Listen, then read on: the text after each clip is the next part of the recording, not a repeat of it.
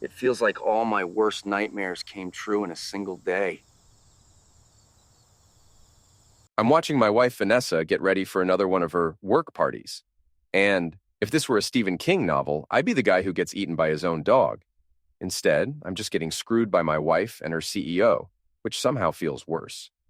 She's standing in front of our bedroom mirror in a black dress that cost more than my first car, adjusting her neckline to show just enough cleavage to make her boss happy. The irony isn't lost on me. I paid for that dress with money I made, flipping distressed properties while she climbed the corporate ladder at Meridian Tech. How do I look, Danny? She asks, but she's not really asking. She's performing. Like $1,000,000, I say, which is probably what her promotion will be worth if tonight goes according to plan. Her plan, not mine. She grabs her purse, also expensive, also purchased with my money, and heads for the door. That's when I notice something that makes my stomach drop like a stone down a well. Vanessa, she turns, one perfectly manicured eyebrow raised in annoyance. What? I'm already late. You forgot something. What are you talking about? I point to the black lace underwear lying on our bedroom floor, the ones that match the bra I can see peeking through her dress, the ones she deliberately left behind. She doesn't even have the decency to blush. I don't know what you mean. A car honks outside, her ride, not our car, not an Uber, someone else's car. Have fun at your work party, I say. She smiles, and it's the kind of smile that would make a shark proud. I always do. The door slams behind her, and I'm alone in our house that suddenly feels like a mausoleum. I pour myself 3 fingers of bourbon and sit in my leather chair, the one piece of furniture in this place that's actually mine, and try to figure out when my marriage turned into a bad joke. The answer comes to me as I'm finishing my second drink. It was gradual, like cancer. Started about 6 months ago when she got promoted to Senior Vice President of Strategic Partnerships. Suddenly, she was working late every night, attending weekend team-building exercises, and coming home smelling like expensive cologne that wasn't mine. But I'm not some clueless suburban husband who doesn't see what's right in front of him. I'm a guy who made his fortune by paying attention to details other people miss.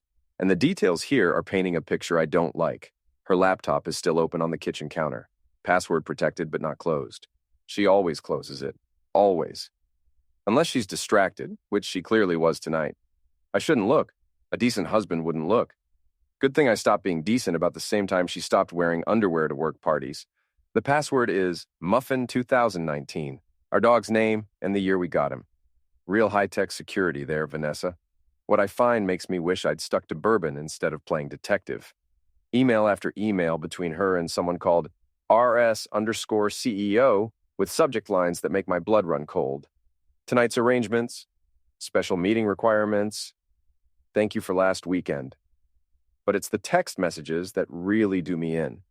Screenshots she saved in a folder marked insurance, which should have been my first clue that my wife is smarter and more calculating than I gave her credit for. RS_CEO. Bring the Henderson account files and that black dress I like. Vanessa.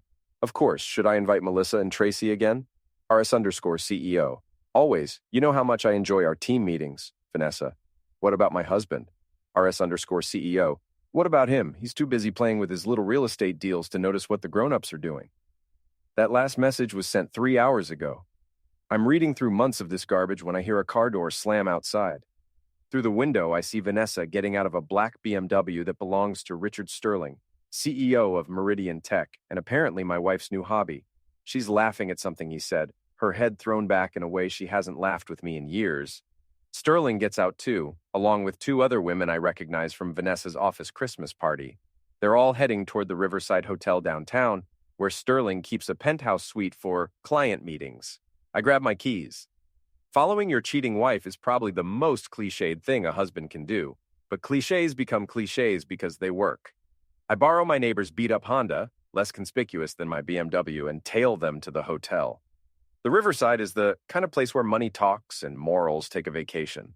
Sterling's penthouse is on the 20th floor, and from the parking lot, I can see the lights come on in the windows.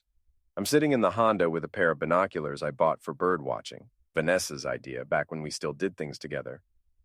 When I see them through the floor-to-ceiling windows, my wife is on her knees in front of Richard Sterling while the 2 other women watch and applaud. It's like a live-action performance of my worst nightmare, broadcast in high definition through glass walls that might as well be a movie screen. I'm taking pictures with my phone when someone taps on the driver's side window. "Sir, you need to move along." Hotel security. Big guy, probably ex-military, definitely not someone I want to argue with. "Just leaving," I say, but he's already walking around to get a look at my license plate.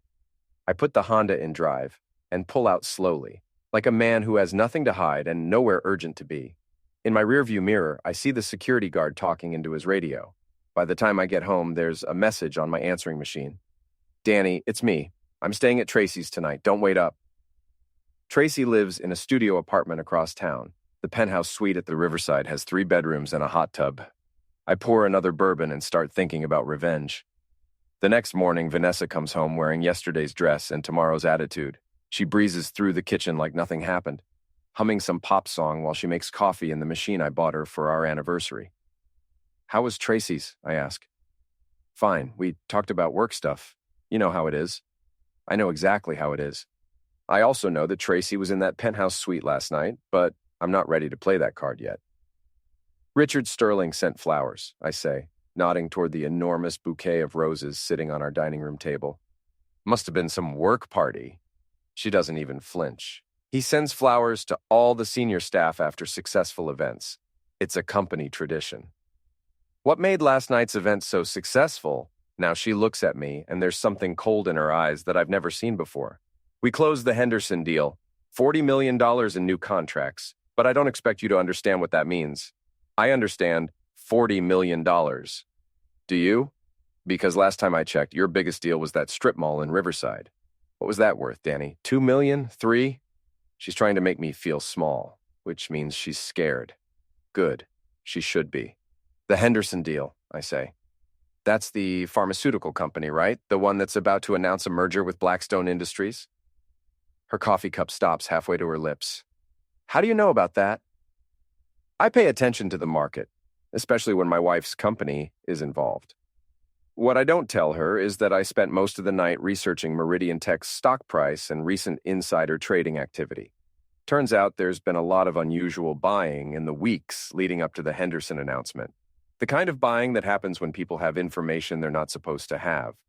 The kind of information that gets shared in penthouse suites during team meetings. She finishes her coffee and heads upstairs to shower. While the water's running, I call my best friend Mike Torino. Mike used to be a cop before he got tired of the politics and opened his own private investigation firm. He's the kind of guy who knows where all the bodies are buried because he helped dig half the graves. "Danny, what's up? You sound like hell." "I need a favor, Mike. A big one." "How big?" "Big enough to end my marriage." There's a pause on the other end of the line. "You sure about this? Once you go down this road, there's no coming back." "I'm already past the point of no return. I just need to know how far down the rabbit hole goes." "Meet me at Murphy's in an hour. And Danny, bring cash." Murphy's boxing gym is the kind of place where guys like Mike and me go to pretend we're still tough. It's all exposed brick and heavy bags, with a bar in the back that serves whiskey and coffee cups and doesn't ask too many questions.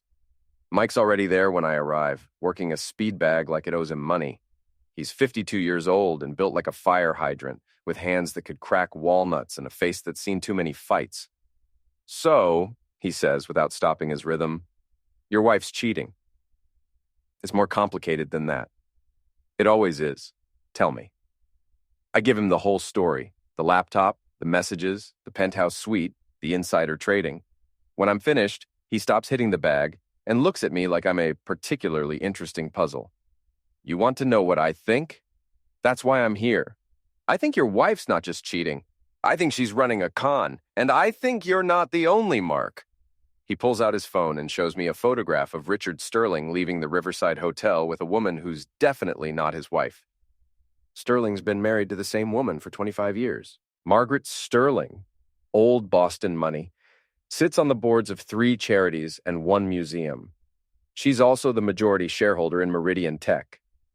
Meaning if Margaret finds out her husband's been playing hide the sausage with his employees, she could destroy him. Take the company, take his money, take everything. So why doesn't she? Mike grins, and it's not a nice expression. Because she doesn't know yet, but she's about to. He slides a business card across the table.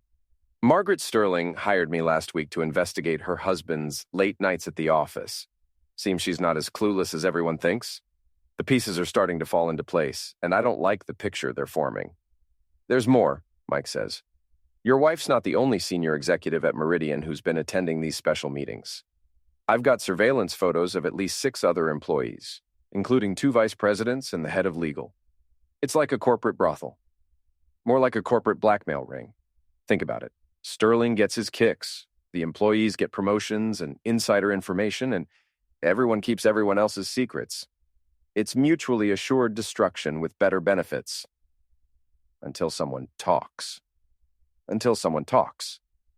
Or until someone's wife hires a private investigator to find out why her husband's been buying jewelry for women who aren't her.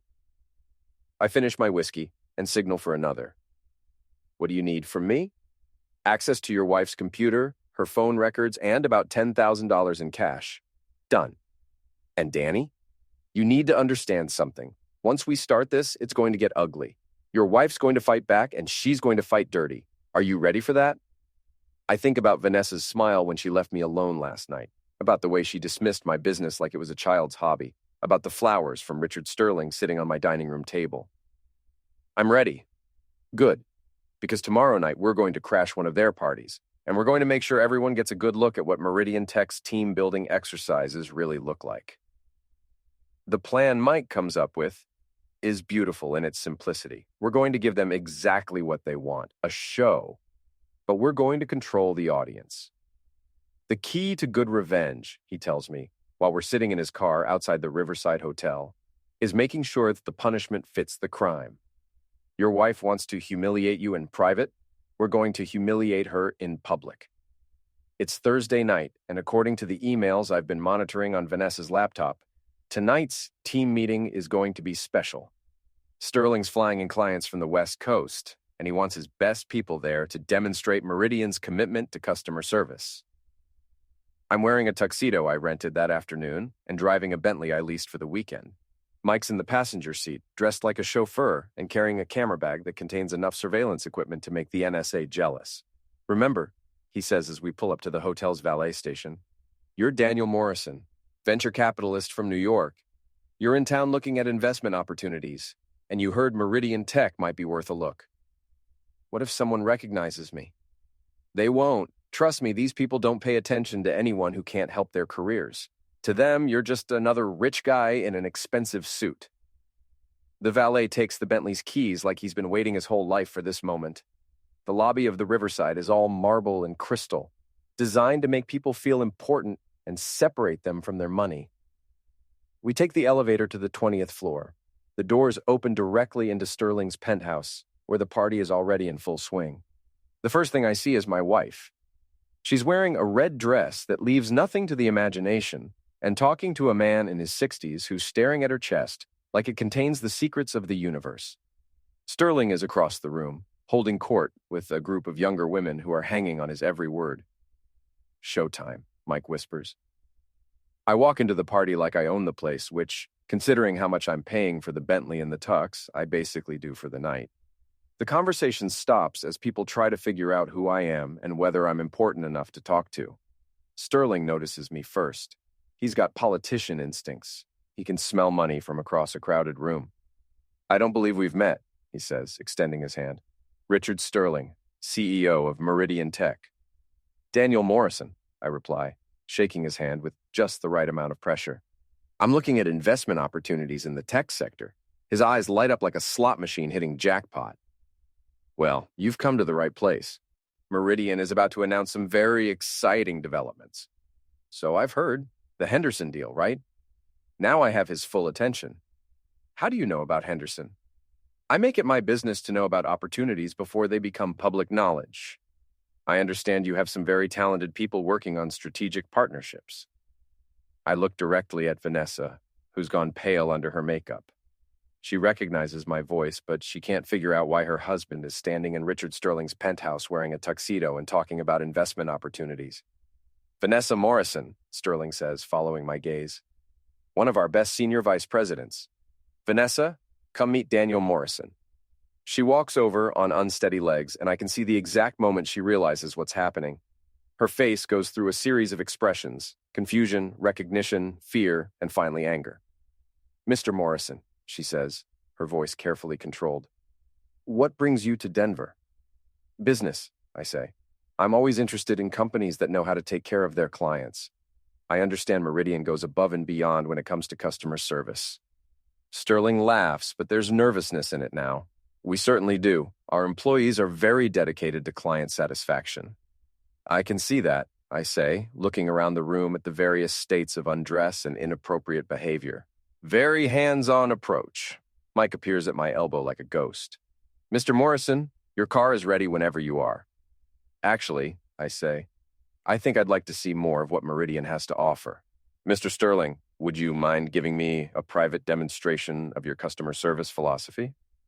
The room has gone quiet. Everyone's watching now, trying to figure out what's happening, but not sure they want to know. Sterling's smile is starting to crack around the edges. "I'm not sure I understand what you're asking for." "I think you do." I reach into my jacket pocket and pull out a manila envelope. "I've been doing my due diligence on Meridian Tech, Mr. Sterling. Very thorough research." I open the envelope and spread the contents on the coffee table. Photographs from previous parties, printed emails, financial records showing suspicious stock transactions, and a detailed timeline of insider trading activity. The silence in the room is deafening. "You see," I continue, "I'm not really Daniel Morrison, venture capitalist. I'm Danny Morrison, real estate investor and husband to your senior vice president of strategic partnerships. And I've been watching you screw my wife for the past 6 months." Vanessa makes a sound like a wounded animal. Sterling's face goes from pink to red to purple in the span of 3 seconds. "Now," I say, "I could take these photographs to the SEC, the FBI, and your wife's divorce attorney, or we could work out a different arrangement." "What do you want?" Sterling's voice is barely above a whisper. "I want you to call a press conference tomorrow morning. I want you to announce that you're stepping down as CEO due to personal reasons. I want you to recommend that the board of directors conduct a full investigation into insider trading activities at Meridian Tech. And I want you to publicly apologize to your wife for being a cheating piece of garbage. You can't prove anything." Mike steps forward and sets a digital recorder on the table. "Actually, we can. This device has been broadcasting everything that's happened in this room for the past 6 months to a secure server. Every conversation, every transaction, every customer service demonstration." Sterling looks like he's going to have a heart attack. "That's illegal." "So is securities fraud," I point out. "So is running a prostitution ring. So is using company funds to pay for hotel rooms where you blackmail employees into Zex." I turn to my wife, who's been standing frozen like a deer in headlights. "And Vanessa, darling, I want a divorce. You can keep the house. I've already moved my assets into offshore accounts you don't know about. But you're going to sign the papers without fighting. And you're going to walk away with nothing but the clothes on your back." "Danny, please." "Mrs. Morrison," I say, emphasizing the formal address, "you made your choice 6 months ago. Now you get to live with the consequences." I collect the photographs and put them back in the envelope. "Mike, I think we're done here." As we're walking toward the elevator, I hear Sterling's voice behind us. "You'll never work in this town again, Morrison." I turn around and smile. "Mr. Sterling, by tomorrow morning, you won't be working anywhere." The elevator doors close and Mike starts laughing.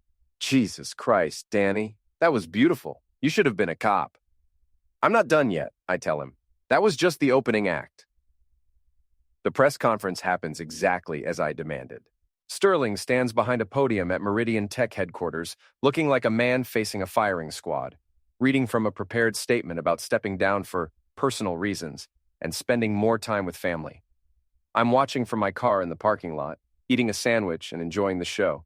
The reporters are asking all the right questions, and Sterling's answers are getting more pathetic by the minute. My phone buzzes. Text message from Vanessa. "We need to talk." I text back, "Talk to my lawyer." She tries calling. I let it go to voicemail. She calls again. Same result. By the third call, I answer, "What part of talk to my lawyer was unclear?" "Danny, please, I can explain everything." "Explain what?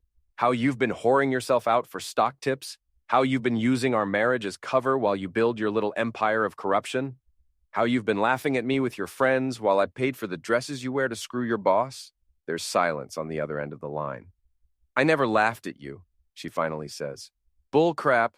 I saw the messages, Vanessa. I know what you really think of me. Those messages were taken out of context.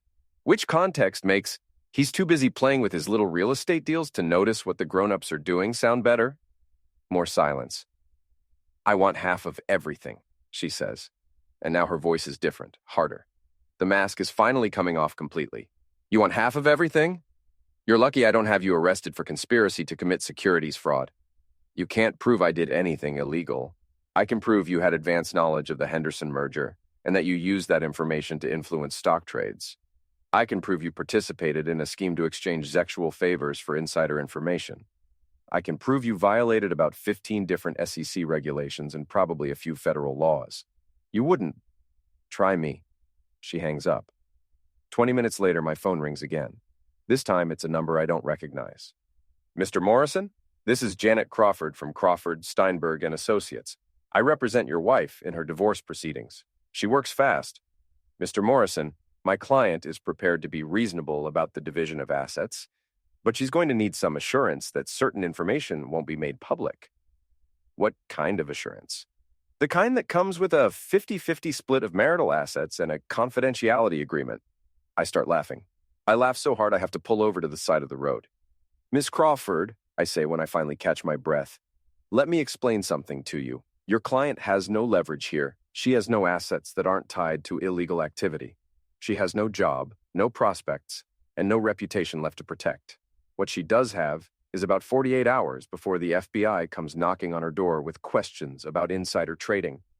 Mr. Morrison, I don't think you understand. I understand perfectly.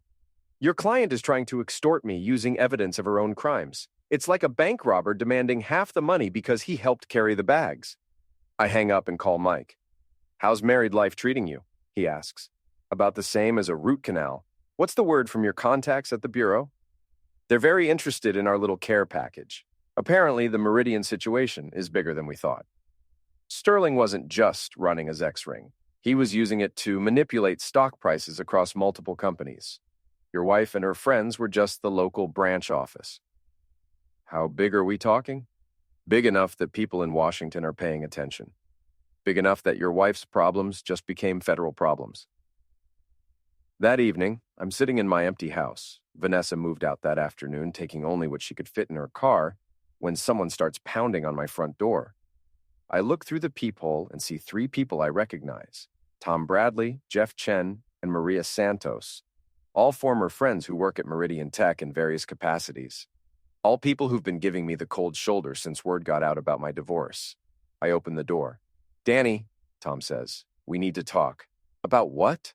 About the fact that you just destroyed the lives of about 20 innocent people. Innocent?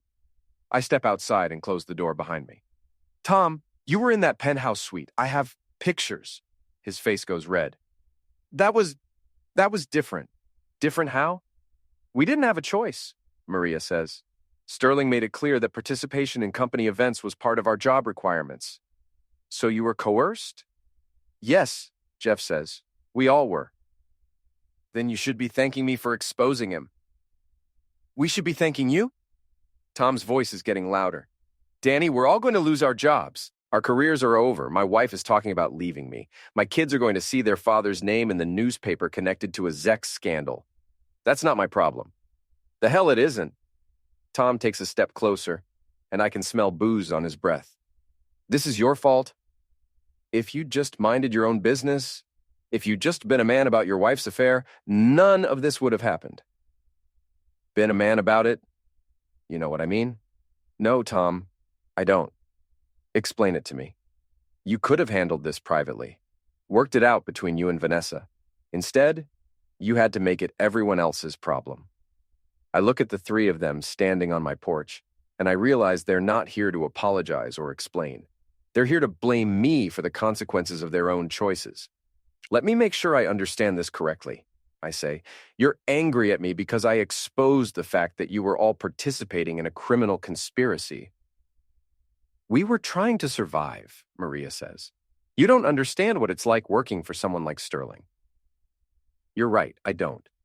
Because I've never worked for someone who demanded sexual favors in exchange for promotions. And you know why? Because I would have quit. Easy to say when you don't have a mortgage and kids in college, Jeff says. I do have a mortgage. I did help put kids through college, my sister's kids, after their father died. The difference is I found legal ways to make money. Tom's hands are clenched into fists now. You sanctimonious piece of crap, you think you're better than us? I think I'm better than people who sell their integrity for stock options, yeah. He swings at me. I've been expecting it, so I'm ready. I duck under his punch and drive my fist into his solar plexus. He doubles over, gasping for air. Jeff and Maria back away. Anyone else want to discuss my moral failings? I ask. They help Tom to his feet and start walking toward their car. This isn't over, Danny, Tom calls back. You're going to pay for what you've done. I already have, I tell him. I paid for 23 years of marriage to a woman who was screwing her boss. I'd say we're even. They drive away, and I go back inside my empty house to wait for the next wave of consequences to hit. The next wave comes at 6 in the morning in the form of FBI agents at my door with a warrant to search my house. Agent Sarah Kim is about 40, with the kind of no-nonsense attitude that comes from years of dealing with white-collar criminals who think they're smarter than everyone else. Mr. Morrison, we need to ask you some questions about your relationship with Meridian Tech and its employees. I assume this is about the information I provided to the Securities and Exchange Commission, among other things. We understand you've been conducting surveillance of company employees without their knowledge. I pour myself coffee and offer some to Agent Kim. She accepts, which I take as a good sign. Agent Kim, everything I did was legal. I hired a licensed private investigator to document my wife's infidelity. The fact that we uncovered evidence of securities fraud was incidental. Incidental? I was trying to catch my wife cheating. I caught her committing federal crimes. That's not my fault. She pulls out a digital recorder and sets it on my kitchen table. Do you mind if we record this conversation? Not at all. I've got nothing to hide. For the next 2 hours, I tell Agent Kim everything. The laptop, the photographs, the penthouse parties, the insider trading, the whole sordid mess. She takes notes and asks follow-up questions, but I can tell she's not treating me like a suspect. Mr. Morrison, she says when we're finished, I have to ask, what did you hope to accomplish by exposing this information? I wanted my wife to face consequences for her actions. I wanted Richard Sterling to face consequences for his actions. I wanted the truth to come out. Even though you knew it would destroy a lot of lives? Agent Kim, those people destroyed their own lives. I just turned on the lights. She closes her notebook and stands up. We may need to speak with you again as our investigation continues. I'll be here. After she leaves, I call Mike. How'd it go with the feds? Better than expected. I think they're more interested in Sterling and the insider trading ring than they are in how the information came to light. Good, because I've got some news that's going to make your day. What kind of news? The kind where your ex-wife just made the biggest mistake of her life. An hour later, Mike shows up at my house with a laptop and a crap-eating grin. Vanessa held a press conference this morning, he says, opening the laptop to show me a news video. She's claiming she was an innocent sufferer of sexual maltreatment who was forced to participate in Sterling's scheme against her will. I watch my soon-to-be ex-wife standing behind a podium, tears streaming down her face, telling the world how Richard Sterling coerced her into sexual acts by threatening her career. She's lying, I say. Of course she's lying. But here's the beautiful part. She doesn't know we have recordings of her planning these parties, organizing the guest lists, and bragging about how much money she was making on stock trades. Recordings? Mike's grin gets wider. Remember that digital recorder I mentioned? The one that's been broadcasting from Sterling's penthouse for 6 months? Turns out it picked up a lot more than just the parties. It picked up planning sessions, strategy meetings, and several very interesting conversations between your wife and Sterling about how to manipulate stock prices. Including one where she suggests targeting specific companies for takeovers based on information they gathered during their customer service demonstrations, and another where she talks about expanding the operation to other cities. I stare at the laptop screen, watching Vanessa play the sufferer card with Academy Award-worthy performance skills. She's not just a participant, I say. She's a ringleader. Bingo! And now she's just committed perjury on national television. My phone rings. It's Agent Kim. Mr. Morrison, we need you to come down to the federal building. There have been some new developments in the case. What kind of developments? the kind that require your immediate attention. 2 hours later, I'm sitting in a conference room at the FBI field office, watching Agent Kim and 3 other federal agents review surveillance footage from Sterling's penthouse. "Mr. Morrison," Agent Kim says, "we need you to identify the people in these recordings." For the next 4 hours, I watch months of footage showing my wife and her colleagues planning and executing one of the most sophisticated insider trading schemes in recent history. It's not just Zex for stock tips. It's industrial espionage, market manipulation, and conspiracy to commit securities fraud on a massive scale. "How much money are we talking about?" I ask. "Conservatively, about $50 million in illegal profits over the past 2 years. "And my wife?" "Your wife appears to have been the operational coordinator for the entire scheme. She recruited participants, organized events, and managed the distribution of insider information to outside investors." I lean back in my chair and try to process what I'm hearing. So when she said she was just trying to get ahead at work, she was running a criminal enterprise. That evening, I'm back home when the news breaks. Vanessa Morrison, Senior Vice President of Meridian Tech, has been arrested on federal charges of conspiracy, securities fraud, and racketeering. The FBI is calling it one of the largest corporate corruption cases in Colorado history. My phone starts ringing immediately. Reporters, former friends, family members who want to know what the hell is going on. I don't answer any of them. Instead, I pour myself a drink and sit in my leather chair, watching the news coverage of my wife's arrest. She's doing the perp walk in handcuffs, her face hidden behind her hair, while reporters shout questions she's not going to answer. The anchor is explaining that if convicted, she could face up to 20 years in federal prison. 20 years. I should feel satisfied. I should feel vindicated. I should feel like justice is being served. Instead, I just feel tired. My phone buzzes. Text message from a number I don't recognize. "You destroyed everything. I hope you're happy." I delete the message without responding. Another buzz. "This is all your fault." Delete. Another. "You could have just gotten a quiet divorce." Delete. I turn off the phone and finish my drink in silence. Outside, I can see news vans setting up across the street. Tomorrow, they'll want to interview the husband who brought down a $50 million criminal conspiracy. They'll want to know how it feels to send your wife to prison. The truth is, it doesn't feel like anything. It feels empty. But empty is better than being married to a criminal. And empty is definitely better than being the fool who never saw it coming. I pour another drink and wait for tomorrow to arrive, knowing that for the first time in months, I'll be able to sleep without wondering what my wife is really doing when she says she's working late. The news is calling it the Meridian scandal. The FBI is calling it a major victory against corporate corruption.